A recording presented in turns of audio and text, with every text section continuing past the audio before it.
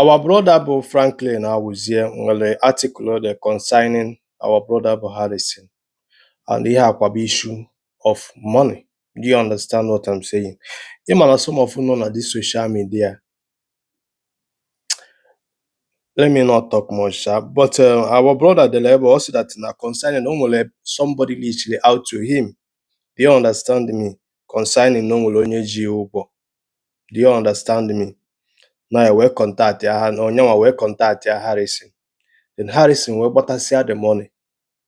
Wee jụ na manyezi the guy ọ gbatara ego afọ. And our brother bụ Harrison na-ekwu na ife abụ over a year. Not until ha wee contact ya very dark black man. You understand me?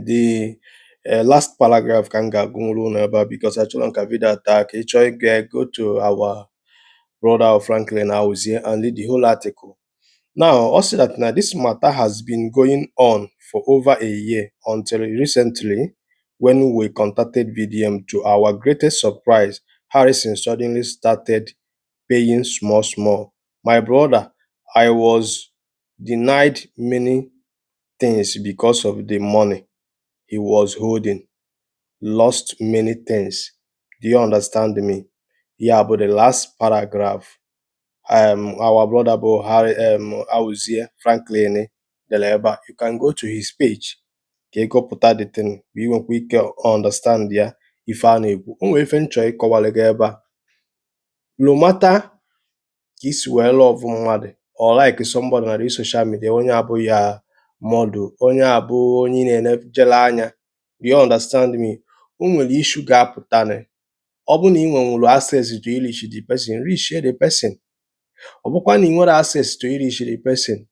Ọ bụ na ife nọ na social media bido na-akọghịrị na-ekwu okwu, they want to bring somebody down. They are envious of him. They are jealous of him without tackling the real issue. Because na na-ekwu okwu Harrison kịta nwere onye nọkọta agwa ike ọ bụ kwuo okwu Harrison. Do you understand me? Ọ ikuku fukuru eji wee fi ike ọkụkụ and no good morning kpatara how are you? Do you understand what I'm saying? Mana ị ga-afụ kịta ebe ndị mmadụ ga-apụta na-asị o na unu alikere Harrison na this that. Ihe a bụrụ ife a na-ekwu okwu ya.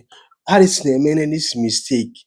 Just ife anyị ga na-ekwu okwu ya bụ ka anyị nebe anya ka ọ pụta from it. O nwekwa amendment ọ ga-eme ome.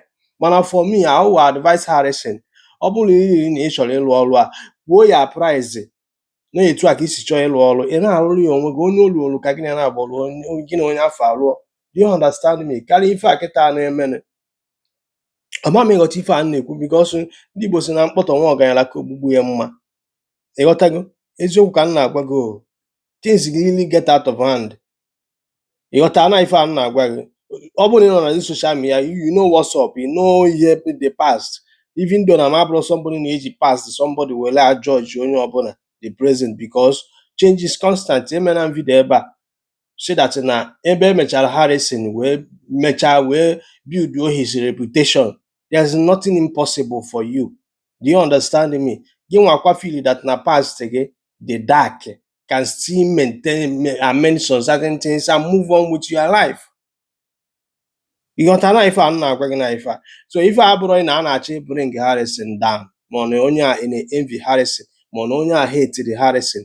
A lot of people kwa angry with the kind of things Harrison megasibu. Do you understand me? If I get an abo Gaddafi abo Franklin I was able to put to this right up. So he go to his page and read it and don't stop all this emotional comment and this and that to them on social media.